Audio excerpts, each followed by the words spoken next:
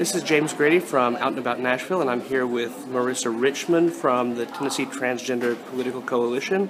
Marisa, can you tell us a little bit about the legislation under consideration today in the committee?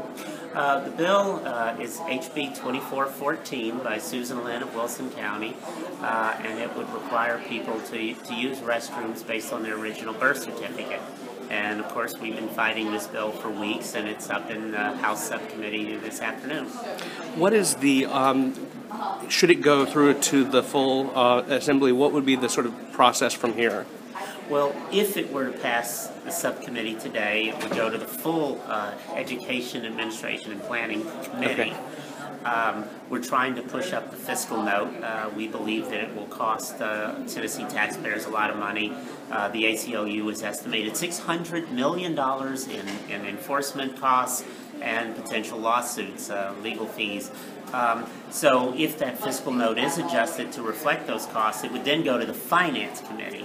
If the fiscal note is not adjusted, then it would go straight from the full committee through calendar and rules directly to the floor. Okay.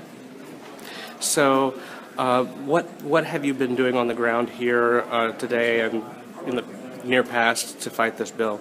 Well, over the last few weeks, since we knew this legislation was likely, we started trying to educate a handful of members of the General Assembly, trying to figure out particularly which committees would get it. Once we knew it was assigned to a committee, we started focusing on those committee members. We built a pretty broad coalition of organizations across the state of Tennessee representing various constituencies who might be affected by this bill one way or another.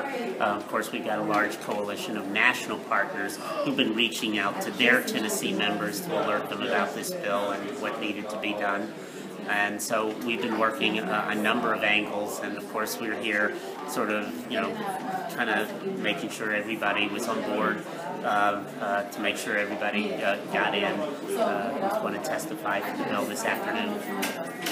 Do you have any inclination about whether this will ultimately make it to the floor or whether it will? We've been trying.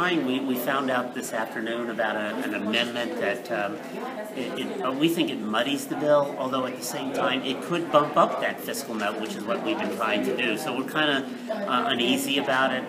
It would require reasonable accommodations, which we think is already being done, and they don't need to put that into state law.